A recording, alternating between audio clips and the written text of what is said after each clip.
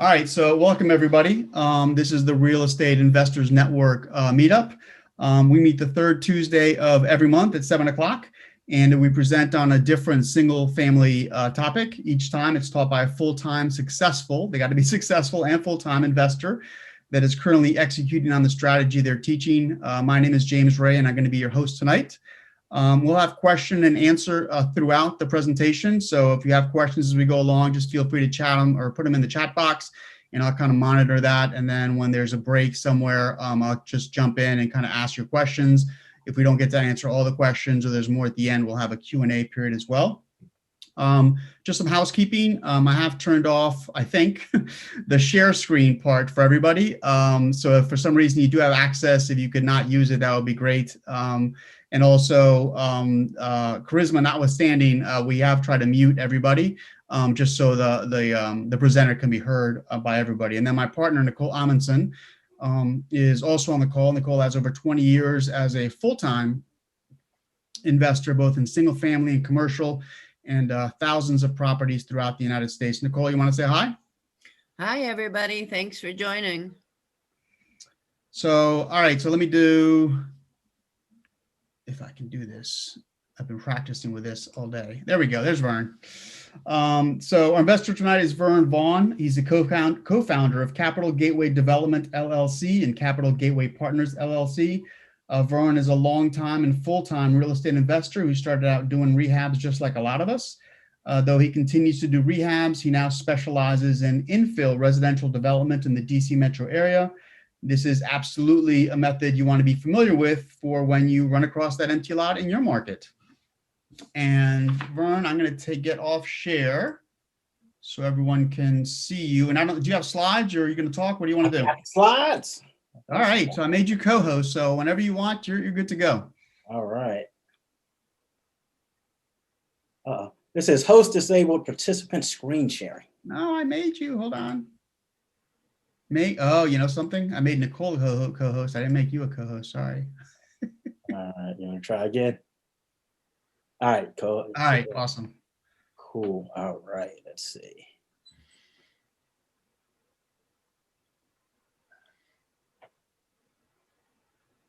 A moment. We'll get this started.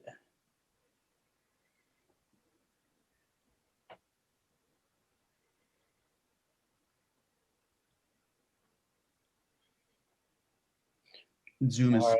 Everybody see my slide? Nope. I see you. See me? All right. Yes.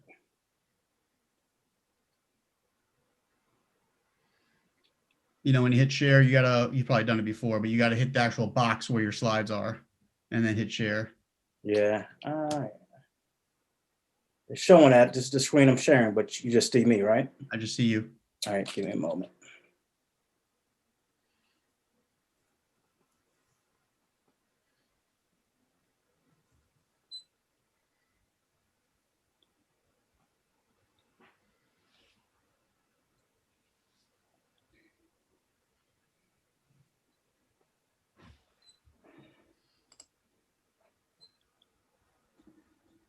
There we go.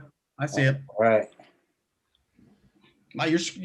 Your slides are nicer than mine, I'll tell you that. Yeah, I try, right?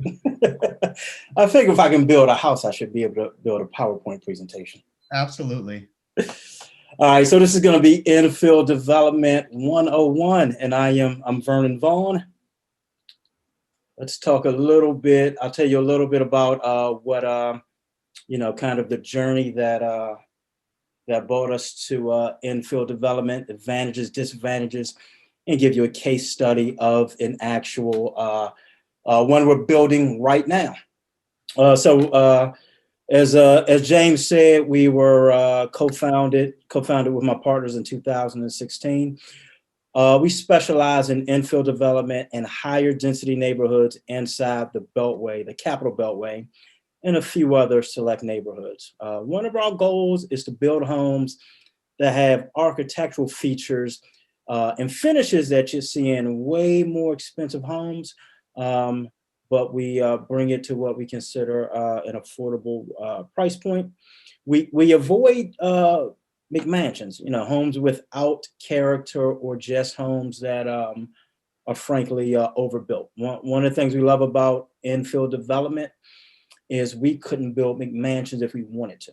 We're building on lot sizes that are usually somewhere around 5,000 square feet. And that's not a big lot at all. So we just couldn't build these McMansions if we wanted to. So it forces us to be creative, forces us to do some problem solving, and make smart use of space.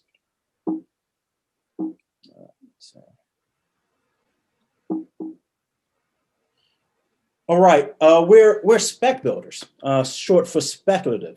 And it's funny, when I first got into the business, I would always hear the term spec builders and thought you were building it to somebody's specifications. Spec is speculative. And it's not any different from when you rehab a house. When you rehab a house, you don't have a particular buyer identified, but you've got a pool of buyers. And that's what we do with our new builds. We build in neighborhoods where we know there's the demand. We build a product where we know there's demand, and we do finishes and features where we know there's a demand. When we build from the ground up, we don't allow you to pick cabinets, paint, anything. When we're done, we're done. That's when it goes on the market, and you like it or you don't. If you like it, you submit an offer on it. If you don't like it, you keep looking. Just to compare, a custom builder is somebody who doesn't buy the lot, doesn't start building anything until a buyer comes along and says, hey, I want you to build me this house that I saw in a magazine, or I want you to build me one of your models and I've got a lot, or this is the area I'm looking to live in. And from that point, the consumer, the future homeowner, gets a construction loan to buy the lot and to build. So that relationship is more of a contractor customer relationship. And that's not something that we do. Once again, we find a lot, build it up 100% and list it for sale, just like we would a rehab. What is infill development? So infill development, it's the process of developing land in an area that's already 90% built up, right? It's take your average subdivision or neighborhood, and we literally look for house, no house, house. So we just look to fill in the blank spaces. And the advantage to this, the huge advantage is to this is that in new construction, especially out in the suburbs, on these large parcels of land, it's possible to spend hundreds of thousands, if not millions of dollars on engineering, permits, studies, things that you don't see. If you've ever gone by a new subdivision, you'll see it seems like they're playing in the dirt for like a year, right? And best believe they're spending the money and they're getting infrastructure in place. But you see a lot of cost goes in before they ever get vertical, right? And what I mean by vertical, that's the term we use when you finally get to build something. And the advantage of infill development is things like the road, the curb, the gutter, the sidewalk, the utilities. They are almost always there already. Typically, our infrastructure is limited to maybe putting in a curb cut, connecting utilities, maybe clearing a tree or two. That's our infrastructure. So it allows us to stay agile. We don't have to have hundreds of thousands of dollars tied up into infrastructure, and we're able to get vertical a lot faster. Areas we look to build. Currently, we look to build in Washington, D.C., Riverdale, Hyattsville, Mount Rainier, Brentwood, College Park, University Park, Cheverly, Tacoma Park, Bethesda, Chevy Chase, and Rockville. So the commonality that these neighborhoods have, number one, they are high value neighborhoods, right? So we love high value neighborhoods. It allows us to create a spread. but they are typically very close to amenities. Most of these neighborhoods are walkable. Most of these neighborhoods are close to metro or public transportation. They're typically very close to major employment centers, so downtown DC. And they also present a great value. So all my neighborhoods in Maryland, in many cases, are minutes to DC. Our neighborhood of Mount Rainier is 1 block from DC. And what I mean by when I say they present a great value is if you took that same house we're building, and in the case of Mount Rainier, and you moved it 1 block over, it goes from a $650,000 to $700,000 house to about $900,000 to $1 million. 1 block, 1 block, 1 block, and the better part of a $300,000 change in value. So the product we're building presents a great value in a very desirable neighborhood. And home affordability is, it's something that buyers struggle with, even before this era of 30 offers on houses. Even when there are just 1 or 2 offers on houses, a lot of buyers, regardless of how much they made, didn't really feel homes were affordable. And so for us, being in a position where we can present a great value for our product makes a lot of sense for us. Here's an example of an infill lot, the first one we ever purchased and built. We purchased this lot back in 2016 in the city of Laurel. And you can literally see where there's houses everywhere except for no house right here. And the thing about an infill lot is that before I got into the business, looking at this, I would have just thought that, that one of these houses just had a bigger yard than everybody else. Wouldn't have imagined that you could put a house there. And once you start to see infill lots, you can't miss them. You can't miss them. You can often look at Google Maps at any neighborhood and within a couple of minutes, spot a couple of infill lots. So that's our first ever infill lot. Here's our current project on 37th Street in Mount Rainier, Maryland. And you see house, no house here. And then I'll talk a little bit about how come there's not a house here. And anytime we come across an infill lot, we want to ask ourselves or find out, why is there no house on a perfectly good lot? Aerial view of our 37th Street infill lot.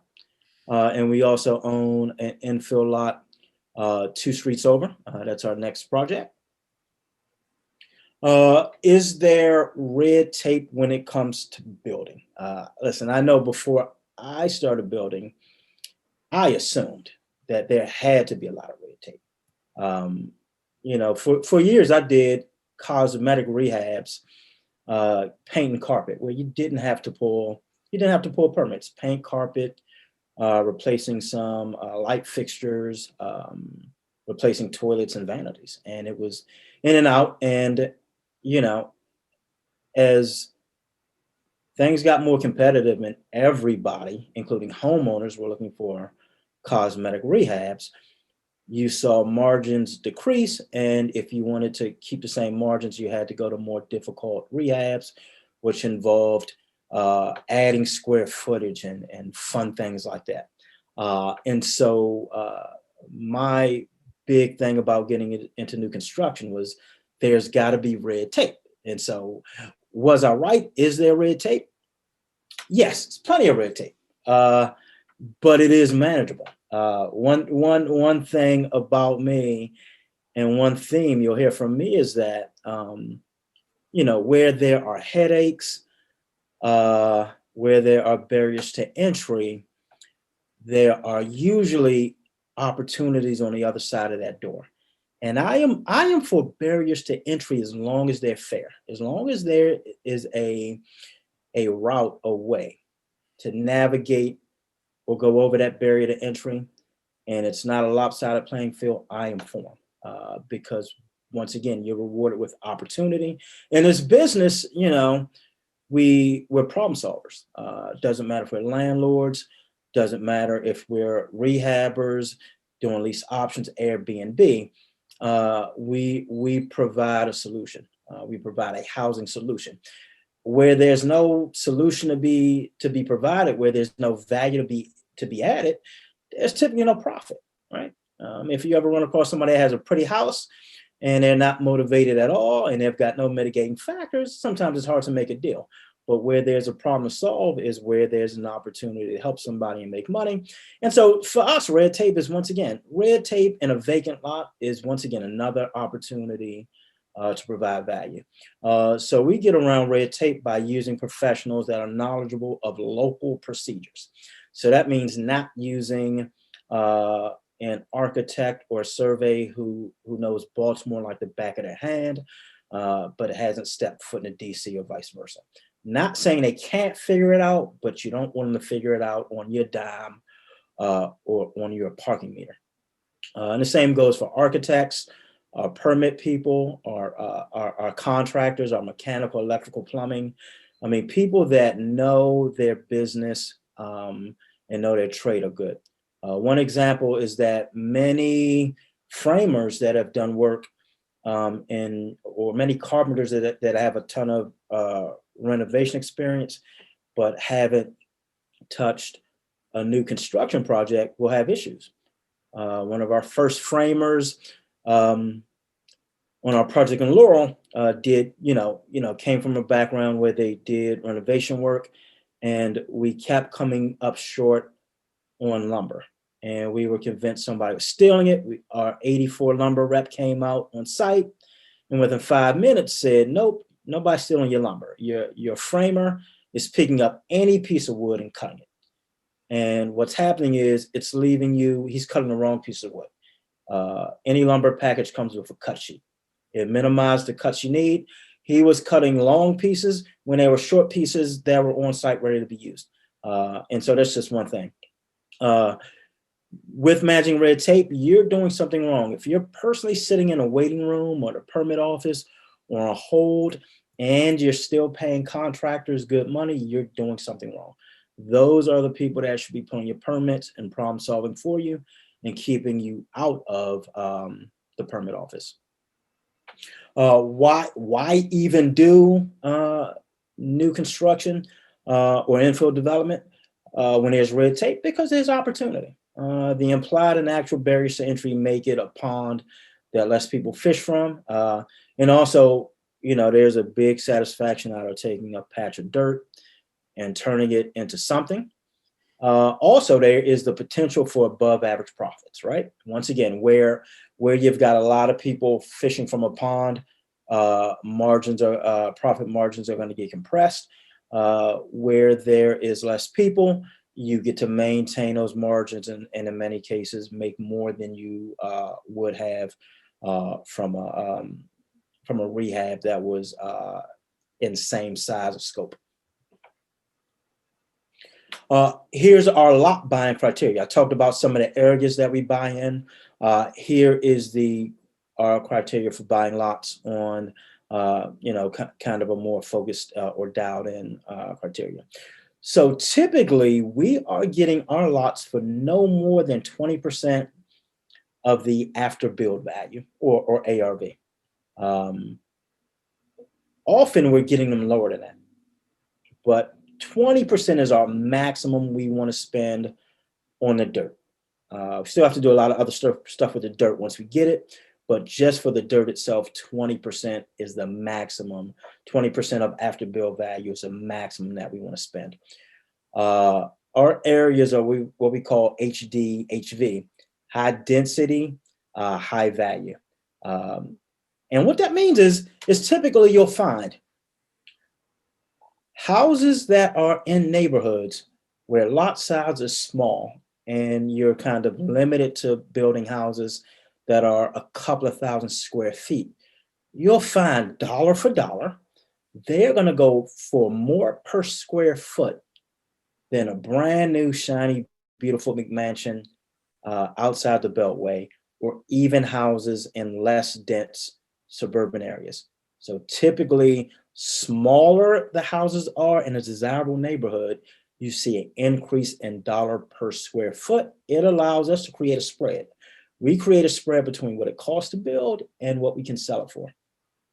Typically, we're looking for neighborhoods where the after build value is at least $500,000 and $230 per square foot for the finished product. And the reason we look for $500,000 is with construction, there are some costs that are fixed for the most part, regardless of the size of the house you build. Some of the permit fees we pay, like impact fees, they don't care if we build a tiny house or McMansion. So that's a fixed cost. Some architects, typically, if you're building a 10,000 square foot house, they're going to charge you a lot more.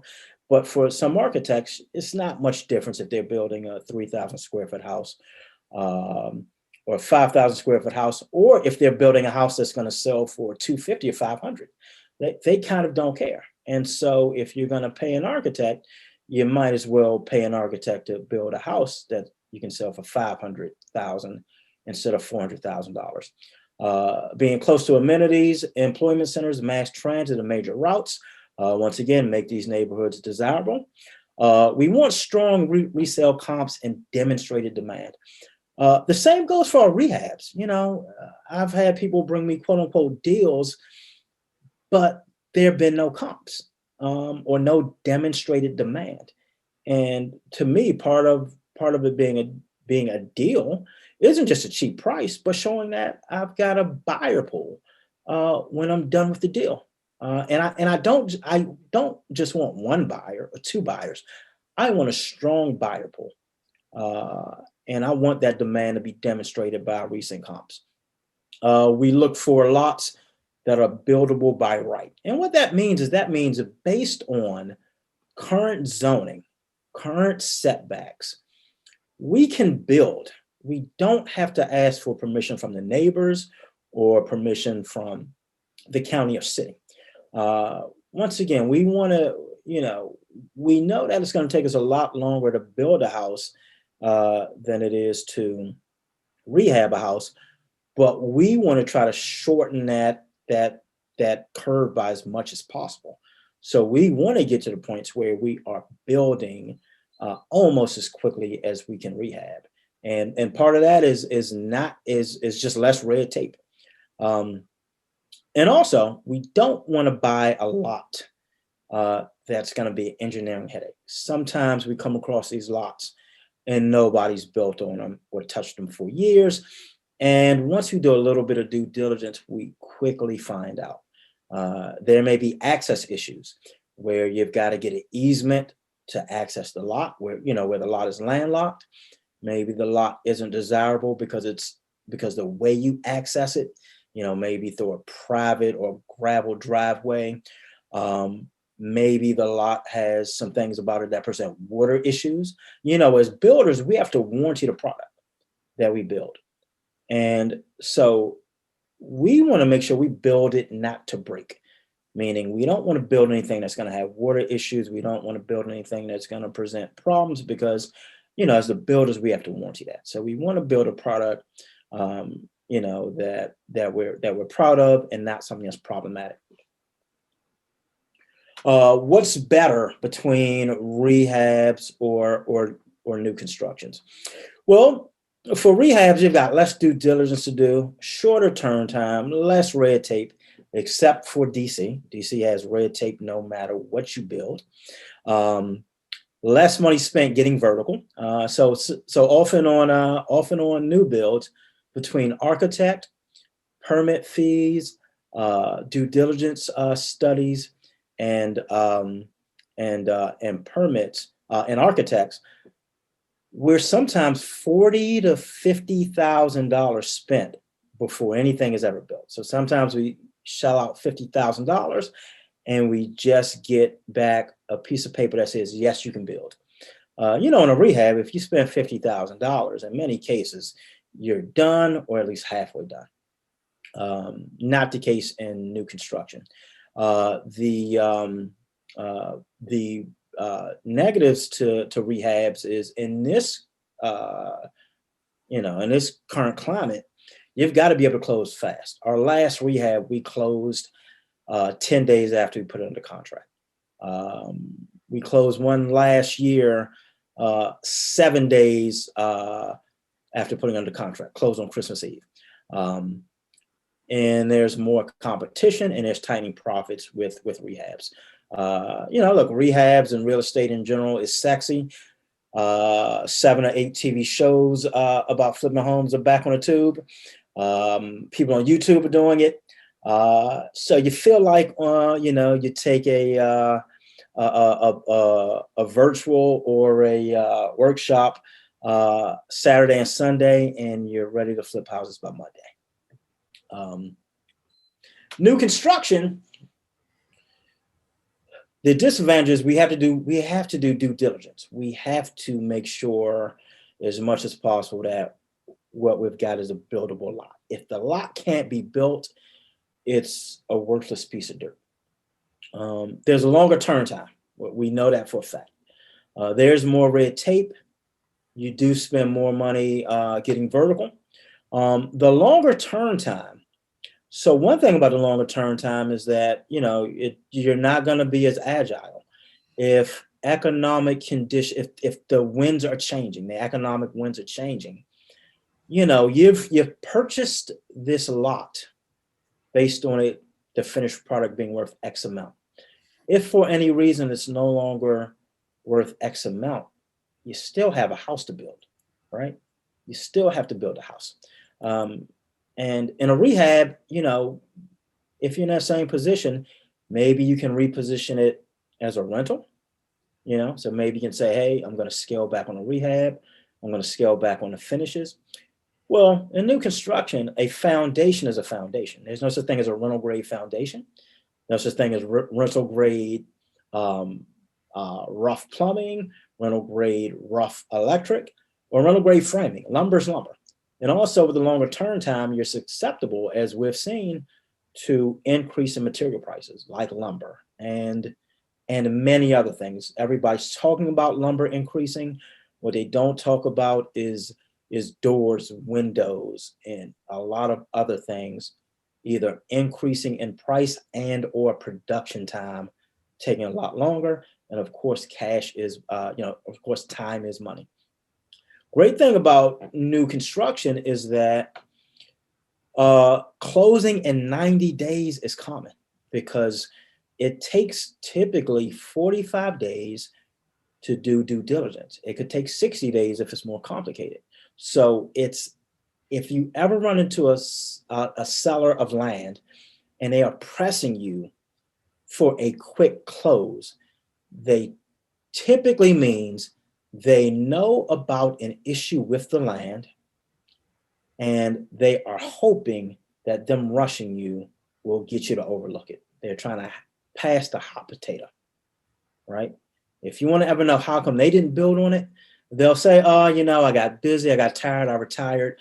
No, a lot of times they started their due diligence and found an issue, found something like a paper road. That's a road that it's been recorded and never built on, but it doesn't mean that the city can't build it any day. In new construction, there's less competition. And once again, there are potentially larger profits. At the end of the day, neither one of them is inherently better than the other. You can make money or lose money doing either. Ultimately, your success on whatever you do is going to really depend on your ability to source deals, number one, create systems, and keep a great team of advisors and contractors around, people that are smarter than you. By the way, very quick point is you can wholesale infill loans. Just like there's less competition for us to buy and build them, there's less competition to wholesale them. We've wholesaled a few lots. Right now, we do our own marketing. We direct mail, we do ringless voicemail, we do text message, we do cold calling. I can tell you for a fact Landowners are not getting RVM'd SMS, text message, door knock to death. They are not. There are some people marketing to them, but they are not on everybody's list. You know, they are not. Because you get more time to do due diligence when wholesaling or when evaluating lots, you get more time to find an end buyer. You can do it from the comfort of your home. So how you drive for dollars to find houses that need work, we can use Google Maps to drive for dollars in any neighborhood using satellite view and finding where there's not a house. Pretty simple. You can use the MLS and property tax records to identify vacant lots. You know, a lot of infill lot owners, they don't think that their lot is worth much. They don't think very much of it. For years, they may have just used this lot for, you know, to just have more of a backyard to enjoy. Often they've had to just pay taxes on it. They have to cut the grass, rake the leaves. So a lot of them aren't getting any real use out of it. And a lot of them don't ever assume you can build on it. You know, a 5,000 square feet is not a lot of space when it comes to land, especially when it's in between 2 or 3 or 4 other houses. It just doesn't look like much. First lot we bought, I doubted. I said, I don't see how we can actually build a house on this lot. And we built a house on a lot. So, you know, infill lot owners just don't think a lot about their lots. Marketing to lot owners, you use the same techniques that you use to, you know, market to people who own houses. And then you use some of those same techniques to find your end buyers, your builders who want lots in those neighborhoods where you've got one under contract. Due diligence. Always do the due diligence. Always. Don't take a seller's or agent's word that it's buildable. Listen, a lot of them are great people, and a lot of them, when they bought it, they were told it was buildable. It's our job to we trust, but we verify. Sometimes you can go to your accounting, to the planning department, and they will, some cases, can take a look at zoning and just issue you a letter of opinion. It's not saying for a fact that it's buildable. It's saying based on the information we have, based on maybe the lot being grandfathered or based on current code, the lot should be buildable. And that's usually something you get for free. And that's a great step in starting your due diligence before you pay your surveyor. Your county's zoning guidelines should be available online, so you can, you know, take a look. Anytime you're considering a lot, take a look at it and figure out, start to do the homework in determining if it's going to be buildable and if the house you can build is going to be something desirable. Sometimes setbacks will say, yeah, you can build a house, but this house is only going to be 18 feet wide.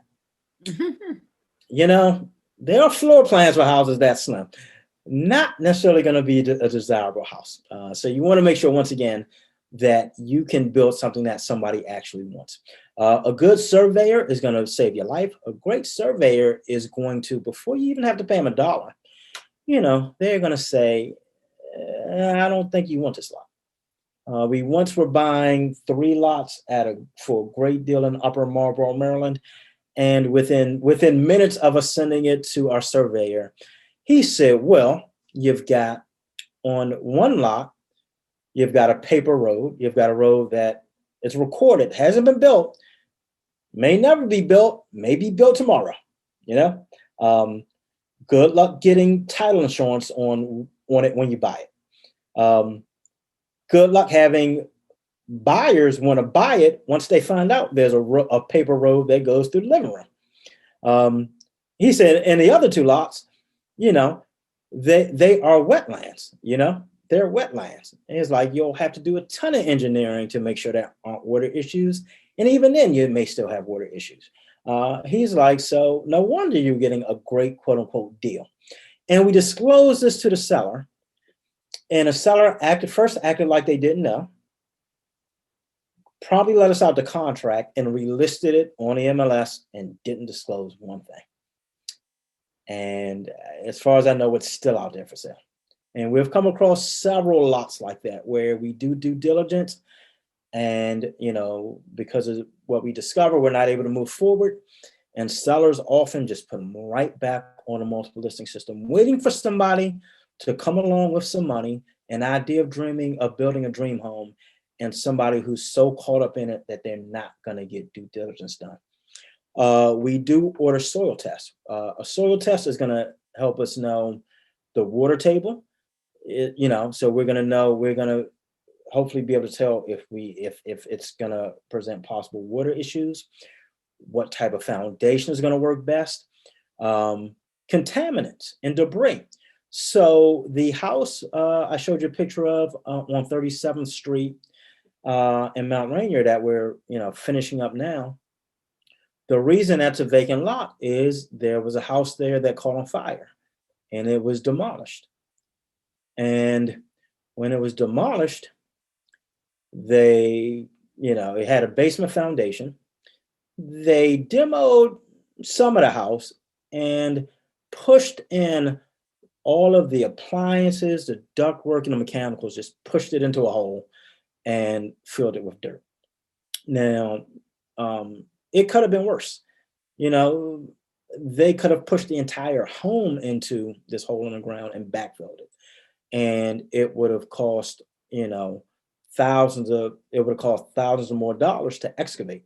So that's why we do soil test as part of our due diligence.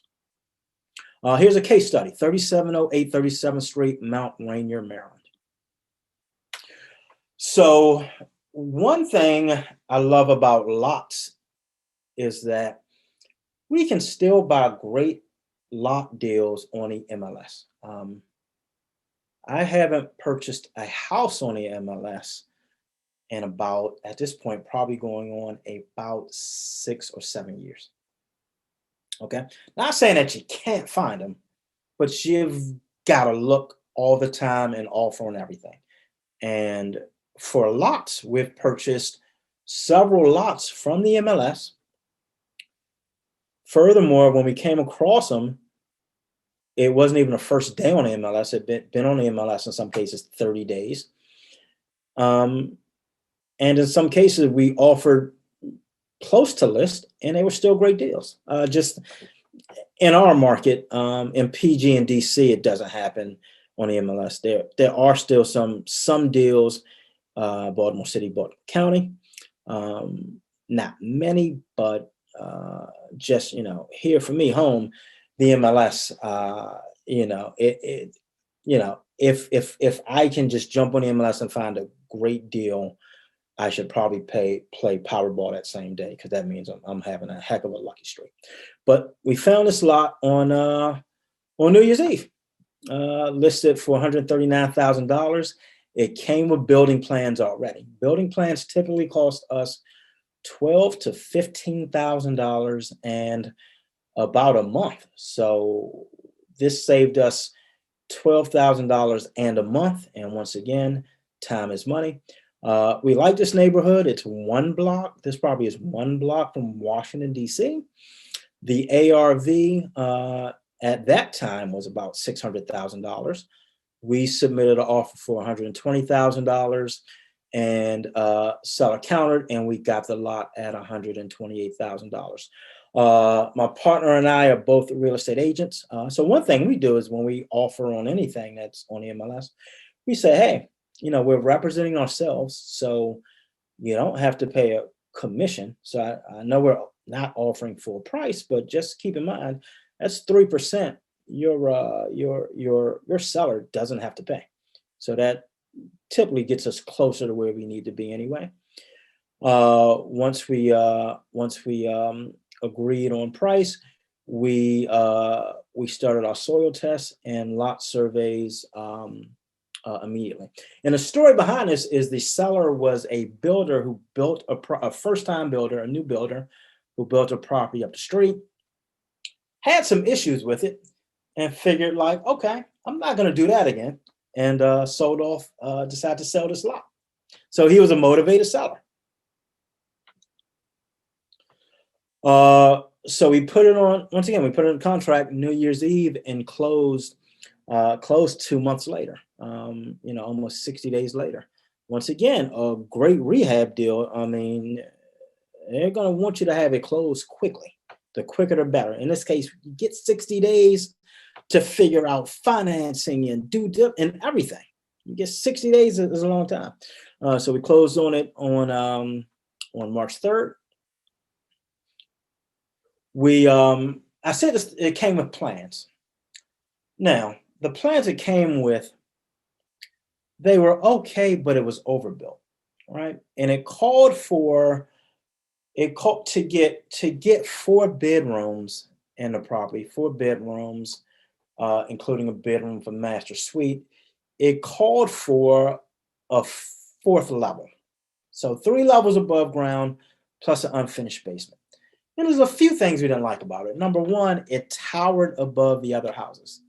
So it kind of stuck out. And I know some people say, well, whatever. And we said, no, we don't want to build anything, no matter what we do to make it look nice. If it just towers above other properties, it's never going to look like it belongs there. So the first thing we did was we told the architect, scale it down. Okay, get rid of the 4th level. And I'm glad we did. There was only a difference in about 600 square feet. But, also lumber prices shot up ridiculously, and they shot up a few times just in the design phase.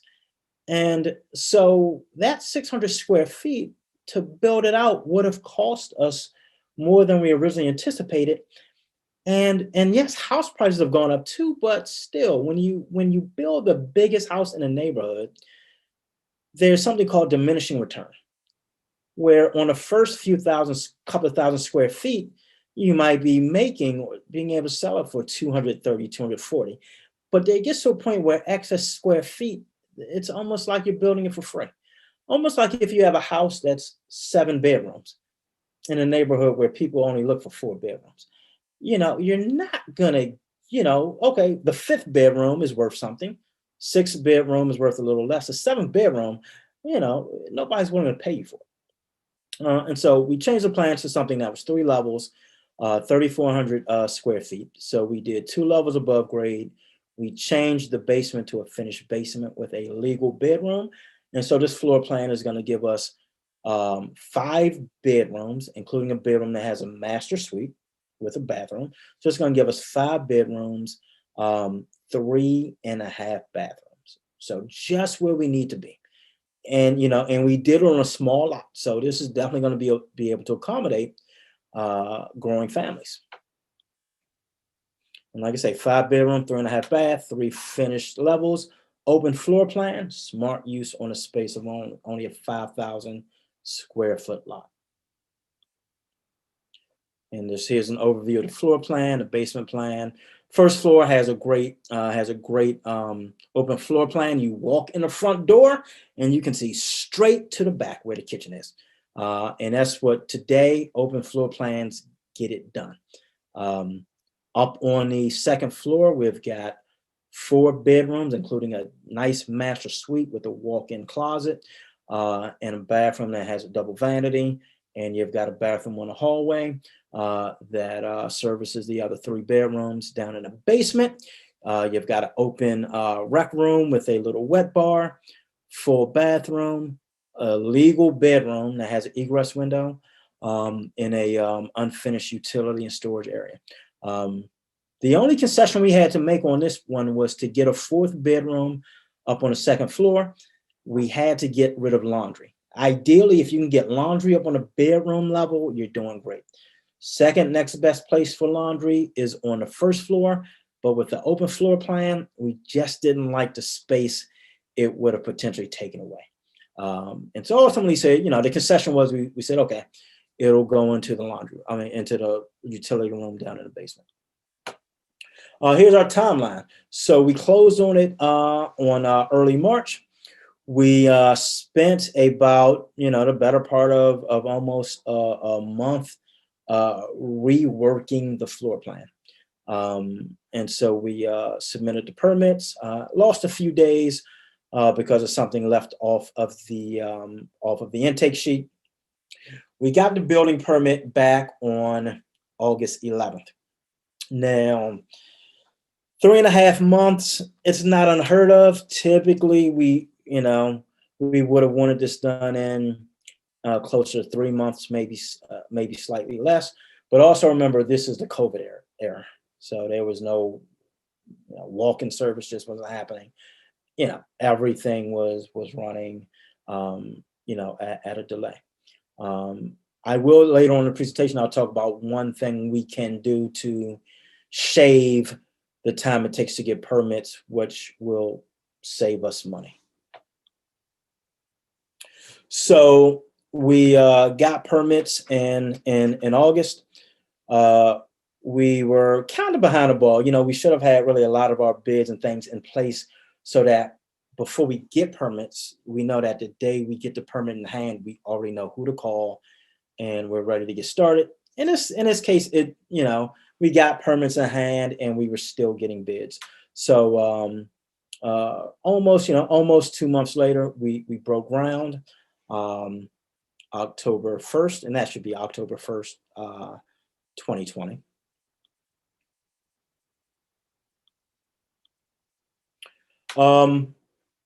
Here's one thing about new construction. We have rehabbed a bunch of houses, and there were parts about new construction that made us nervous. Putting in a foundation, what if the wall isn't straight? What if the foundation is too big or too small, right? And you find in this business, once you get your foundation in and you get it framed, at that point, you're back to rehabbing houses. That's all it is. You're back to doing a full gut renovation, and you get to take a breath. You've got utility connections and things to deal with. But once you get to framing, you're back on familiar territory, and at that point, you're, as much as possible, you're off to the races. That's when a house starts to look like a house. Up until then, you spend about a week playing in the dirt. You go out to the site, you see the bulldozer moving dirt. You come back tomorrow, he's moving dirt. Come back Friday, moving dirt, right? And they're, once again, they're getting it ready for doing excavation, getting it ready for foundation. But there's some time when it doesn't look like a house at all. And then once you get there, you're back on familiar territory. So we got under roof, meaning the house is roof up, all the sheathing is on, we're putting up house wrap. So that happened November 20th. Then the effects of COVID on manufacturing reared its ugly head. Typically, in many cases, you can get windows within a month. It took us over 2.5 months to get windows. And here's the sucky part about that. Okay. Until you get windows, can't put on siding, can't do insulation, can't close up your walls, can't start any finishes. You can do rough in, you can rough in your plumbing, rough in your electrical and your mechanicals. And then you have to stop because you don't have a house that's weather tight. There's certain inspections you can't even do. You won't pass the insulation inspection without windows. And so we were stuck for 2.5 months. And once again, time is money. And we know in our area, this time of year, December, January, look, it could be spring-like, or it could be winter. This year we got winter. This year we got snow. And so finally we were able to get that in late January. Got siding up a few days. It's, no matter how many times I do this, this will never get old. Always fun to see it go from a drawing on a piece of paper to something you can take pictures of and get likes on Facebook, right? I never get tired of that. Never get tired of seeing the vision come together. Shortly after that, we got our drywall finished. So once we got our windows in, we could finally do our drywall. Our gas had not been hooked up yet. And so if it was, listen, if we were doing drywall in November, September, it wouldn't have been a big deal. We would have, hey, let's do sheetrock. Since we know that we are getting below freezing temperatures, you have to have a heating source in the house, or else you can't mud your drywall. You'll start to get nail pops and stuff like that. The joint compound will freeze. So we did have to put a temporary heater down in the basement that was fueled by propane. And listen, that's an added expense, but it's either that or wait until you get gas or wait until it gets warm. And neither one of those is an option. Right now, our finishes are going in. We still have to wait for our gas hookup before we start putting down flooring. Otherwise, your floors can buckle. So we should have a gas meter ideally within the next week or so. I've got to talk to Wash and Gas tomorrow, but we've already got some finishes going in. We've already got tile work starting, trim starting. And so these are just some of our finishes. We've got a teak flooring going in on the first and second level. For our kitchen cabinets, we're going with the charcoal cabinet and gold hardware. So we're doing some finishes that are both kind of traditional with a contemporary twist on it. All right, so here's what always excites me about any presentation I'm looking at is the numbers. So when we purchased this lot, we were looking at an after bill value of right at about $590,000 to $600,000. That's what we were looking at.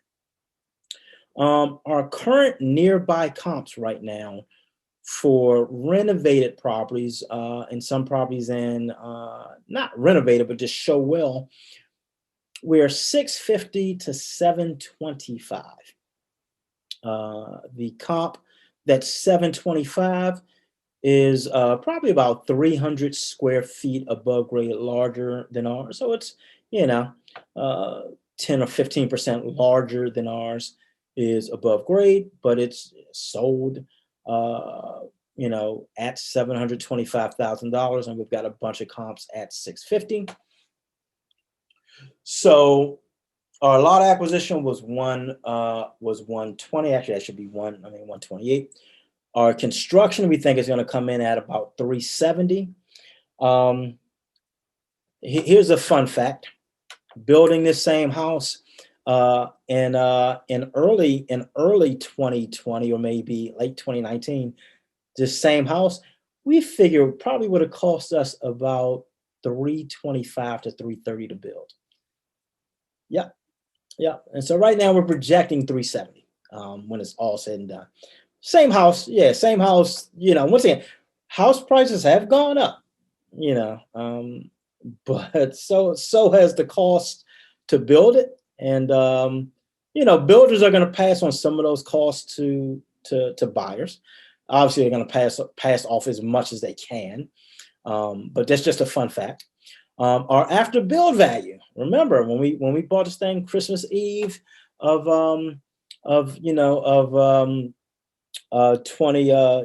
Christmas Eve, we were looking at $600K, and now we're looking at $675,000 to $695,000. So the cost to build it has probably gone up $40,000 to $50,000. However, what we think we can get for it, we think we can get $75,000 to $95,000 more for it.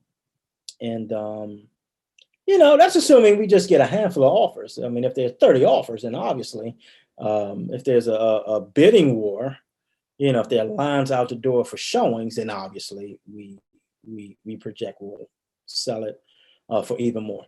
But we think our projected gross profit 185 to 205, and our projected net on this one would be 130 to 150. It's hard to get those numbers on rehabs. We had a rehab in Tacoma Park, $1 million neighborhood that we sold last October, where we made on that one, I think almost $300,000. But that was one where we got a great deal from a wholesaler, and we added value by adding 1,000 square feet. But straightforward rehabs, it's hard to make those types of returns these days when just buyer demand. I mean, if one great thing about selling a property or having it go into contract within a day or two after it's listed, it's nice, but just realize when it's time to get more inventory, you're up against those same forces. At that point, it's great when you're the seller, sucks when you're the buyer. And it trickles down, doesn't matter if you're buying rental properties or investment properties, or even land. It's all of that crazy demand trickles down in some form or fashion. Hey, Vern, we're right at 8 o'clock. Are you getting pretty close? We got some questions. Yep. So last couple of slides. So here's the lessons learned and the opportunity. Better project management. Time is money. So we want to go from the day we close to the day we sell it. Closing. We want to get that down to about 7 months. And that just means, once we get under contract, get due diligence done, get design started. And once we get permits in hand, break ground. Also means that anticipating delays on materials and anticipating increasing costs. Negotiating better prices with our trades and keeping them on their deadlines. Also, I mentioned that earlier on, a way we can save money and time. We've built several of these new construction houses. We've never built the same floor plan twice. If we build the same floor plan twice, we can go to permitting right away. We can order our materials right away. We take out so much of the guesswork and so much of the management.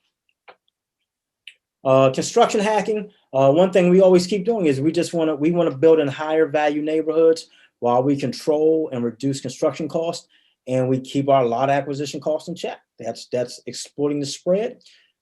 We continuously make sure we aren't overbuilding. No need to build square footage that we won't get paid any extra money for. Also, one thing we know is that we spend about $30K on a basement. So that dig a hole in the ground, pour concrete, and this is even before you finish it. We spend about $30K.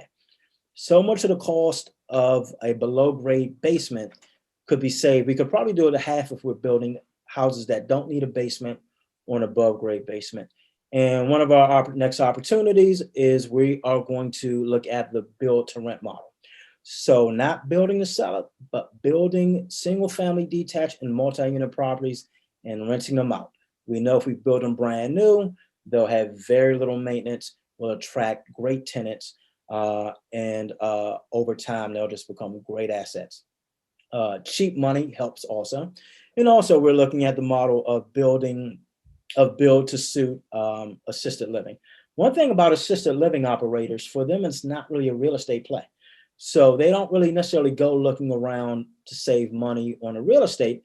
Ideally, they want an asset that's turnkey. For them, time is really money, and they don't want to spend 6 months doing a rehab or 6 months making alterations. So we are looking at that model where we can build out single level assisted living, properties, think 6 or 7 beds, which 6 or 7 rooms, which for them may be 12 to 13 patients, and just kind of building them turnkey. And that is it.